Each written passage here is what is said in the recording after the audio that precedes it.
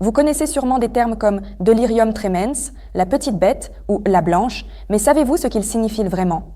Je suis Sacha Albaoum et nous continuons le projet Je veux demander, où nous abordons des sujets parfois difficiles à croire. Vos likes et commentaires permettent de promouvoir cette vidéo, et grâce à eux, notre reportage est vu par un plus grand nombre de personnes. Et n'oubliez pas de vous abonner, merci.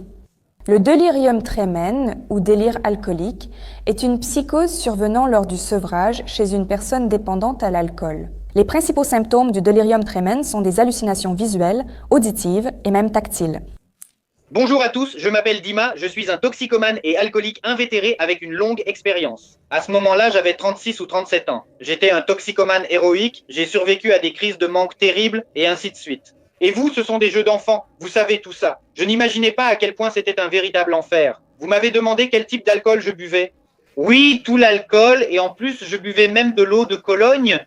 On m'a offert de l'eau française, je l'ai ouverte avec une pince, j'ai essayé de la boire. J'ai eu 2 fois un delirium alcoolique, une sorte de beluga, bref, un délire. Le delirium alcoolique n'apparaît pas au moment où la personne est en pleine ivresse et boit de façon incontrôlable, mais survient lors d'un sevrage brutal. Le plus souvent, cela se produit le 2e ou le 3e jour après l'arrêt de la consommation excessive. Plus rarement, il existe ce qu'on appelle un delirium différé qui survient entre le 4e et le 6e jour, et il m'est même arrivé de voir un delirium alcoolique. Nous l'avons alors classé ainsi car il est survenu 10 jours plus tard, 10 jours après la dernière consommation d'alcool. Dans le cas du delirium tremens chez un routier longue distance qui avait passé tous les examens médicaux, il conduisait un énorme camion et a vu une soucoupe volante apparaître au-dessus de lui qui a commencé à descendre lentement, puis quelque chose comme un lance-flamme, une sorte d'arme, en est sorti. Toutes les hallucinations étaient menaçantes. Elle commence à le menacer et lui, pour l'éviter, commence à zigzaguer sur la route avec son énorme camion. Et ce faisant, il provoque un accident de la route dans lequel 3 voitures sont complètement détruites et 4 personnes trouvent la mort. Le patient arrive, bien sûr, pour une expertise de responsabilité pénale, une expertise toxicologique et lors d'une collecte minutieuse de l'anamnèse. Au cours de l'entretien, il s'est avéré que cette personne avait assisté au mariage d'un ami il y a 1 semaine et avait bu pendant 2 ou 3 jours d'affilée. Mais il n'avait pas de dépendance à l'alcool clairement diagnostiquée. Il travaillait comme chauffeur, il était routier international et il n'avait pas de sanctions. Une forte dépendance à l'alcool, grave ou prolongée, aurait difficilement permis à une personne de garder ce poste. C'était donc un cas intéressant, inhabituel, où il y a eu un delirium tremens. D'abord, cela a été retardé d'1 semaine au lieu des 3 à 5 jours habituels, et ensuite, ce n'était pas chez un patient atteint d'une dépendance sévère. Un syndrome de sevrage survient, pouvant évoluer en psychose alcoolique. La personne se sent mourir, la tension et le rythme cardiaque varient, les maladies chroniques s'aggravent et l'humeur oscille entre peur, anxiété, joie et euphorie. Dans un appartement miteux, je buvais, marchais au printemps, tout dégoulinait. À ma mère, je lui ai dit, franchement, j'ai dit, maman, je vais mourir. Et ils sont venus là-bas avec une ambulance, ils ont pris ma tension, les médecins ont regardé et ont dit, il faut l'emmener d'urgence en réanimation. Ils m'ont complètement déshabillé, ils m'ont mis un cathéter goutte à goutte dans le pénis. Je me souviens, j'étais allongé complètement nu sur ce brancard et les larmes coulaient. Elle est arrivée vers moi à la frontière entre le 2e et le 3e jour. Chez moi, ça débutait avec les crises de delirium tremens, la musique se mettait à jouer dans ma tête. Je me souviens qu'on m'a attaché, on appelle ça des liens, ils m'ont attaché au lit, les bras et les jambes comme ça, ils ont fait un crocodile pour que je ne puisse pas bouger et c'est tout. C'est là que tout a commencé, je m'en souviens. D'habitude, lors du delirium tremens, on ne se rappelle pas vraiment ce qui se passe.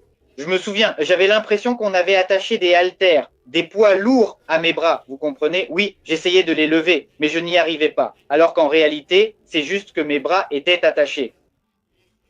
Les infirmières qui s'occupaient de moi disaient que je répétais tout le temps des prénoms féminins, genre Marina, Zina, Kailik. Ensuite, j'appelais « Maman, aide-moi, sauve-moi » et je parlais tout le temps. Et il y avait toujours cette agitation. Pour être honnête, je ne me souviens pratiquement de rien de tout ça. Vous comprenez dans ce sens? Oui, j'ai plus ou moins repris mes esprits. On me ramène dans la chambre et une seconde vague de delirium tremens m'envahit. Je marche, je parle normalement, mais sans raison, ça recommence, me submerge, puis je redescends. Ça recommence. J'y suis resté allongé une semaine. Quand je travaillais en réanimation, un délirium alcoolique sévère, forme hyperthermique, où, en fait, toute l'hallucination est une tromperie du centre de régulation de la température dans le cerveau. Cela a duré des semaines, le patient est finalement décédé. Et un délirium simple modéré, oui, plutôt moyen, dure environ 3, 5, 6 jours. Quelles hallucinations surviennent? La personne voit des images sur les meubles, les murs, le plafond et perçoit sur elles des insectes, rats, créatures mythiques. À cause de cela, elle ne comprend plus où elle se trouve réellement.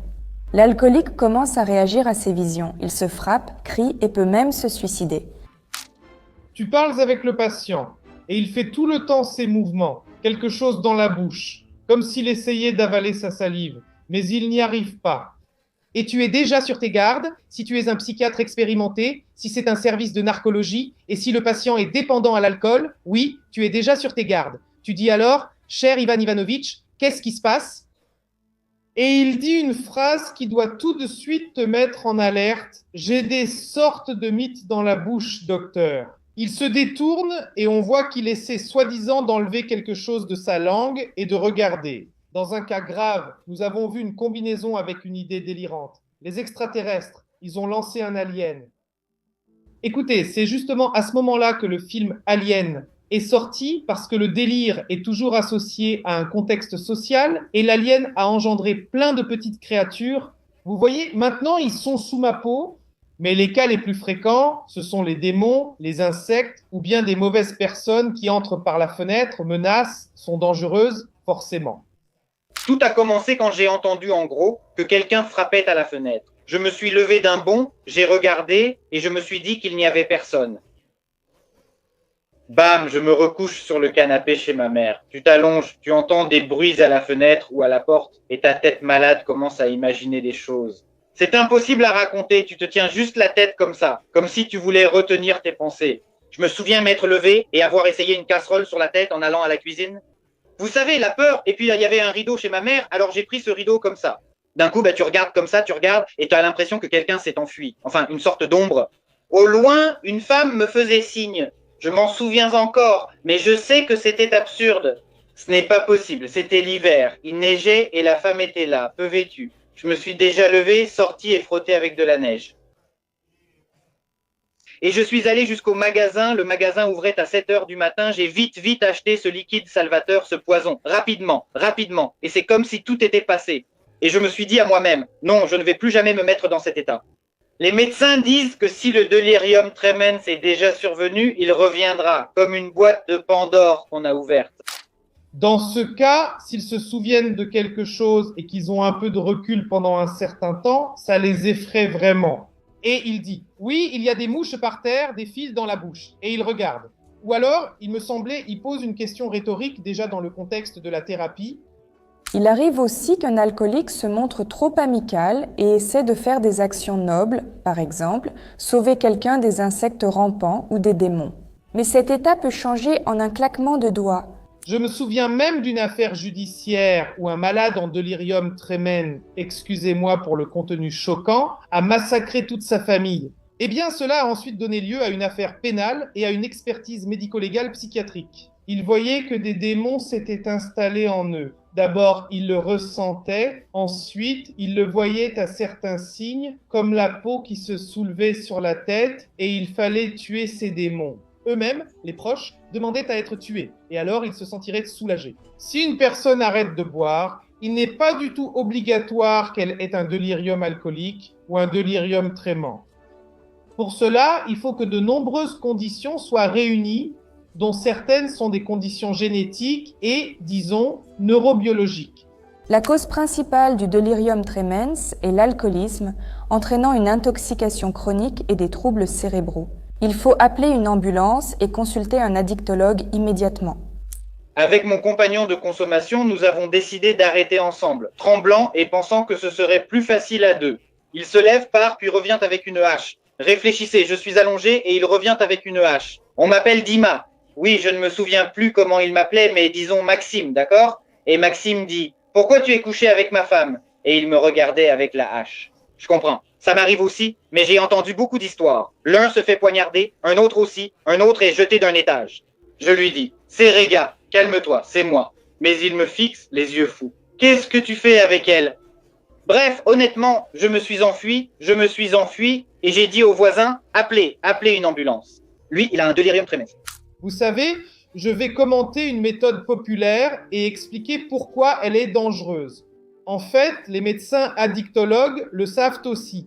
Parfois, quand l'état est très grave et qu'on a juste besoin de gagner du temps, on utilise directement l'alcool lui-même. Une méthode pour tenir jusqu'à l'arrivée de l'ambulance. C'est-à-dire que, malgré tout, je ne conseille pas aux gens d'essayer de faire quoi que ce soit par eux-mêmes. Et si ce n'était pas le délirium tremens? Je suis cette personne qui allait au cimetière et regardait où on m'enterrerait. Et je me disais, je vais survivre en novembre, en décembre je mourrai, et je pensais que je voulais mourir au printemps. Parce que la tombe serait plus facile à creuser, plus courte pour les fossoyeurs. Vous comprenez? Je me suis enterré moi-même. Si cela vous arrive, sachez que ce n'est pas la fin. Il y a toujours une possibilité de revenir. Quand 1 an ou 1 an et demi passe, tu considères que c'est du temps pur. Maintenant, eh bien, je crois que ça fait 6 ou 7 ans. J'ai déjà arrêté de compter. Grâce à la communauté de mes frères anonymes, les alcooliques anonymes, grâce au programme. Prenons-nous la main ensemble. Tiens, prends ma main, mon ami, mon frère. Prends-la. Allez, sortons ensemble de cet état. C'est possible. Santé, sobriété, tout ce qu'il y a de lumineux. Merci. Comme dans Être jeune, être maman, nous parlons de ces choses rares pour que la société comprenne mieux ces personnes et facilite leur vie. Nous espérons que cette vidéo vous a plu. À bientôt.